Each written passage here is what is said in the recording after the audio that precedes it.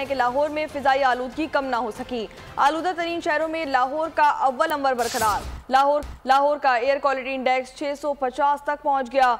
लाहौर के कई इलाकों में ग्रीन लॉकडाउन का आज चौथा रोज है। हुकूमत की शहरियों से गैर जरूरी घर से ना निकलने की अपील। मास्क लगाने के अलावा एहतियाती तदाबीर अपनाने की सलाह भी दे दी गई। वस्ती और जनूबी पंजाब मुज़रे तहत स्मोक की लपेट में है। पंजाब के मुख्तलिफ हिस्सों में स्मॉग बढ़ने से फिजा आलूदा हो गई है, जबकि कसूर, ओकाड़ा, चुनिया, फतोकी, शेखपुरा, मुल्तान और मुजफ्फरगढ़ में स्मॉग से सांस लेने में दुश्वारी का सामना है। आंखों में जलन आम हो गई। शहरियों की बाराने रहमत के लिए दुआएं करने लगे हैं, जबकि लाहौर में फिजाई आलूदगी कम ना हो सकी। आलूदा तरीन शहरों में लाहौर का अव्वल नंबर बरकरार है।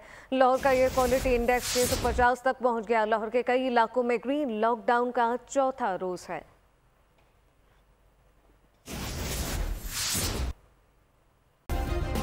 सब्सक्राइब करें और बेल दबाएं ताकि कोई खबर रह न जाए।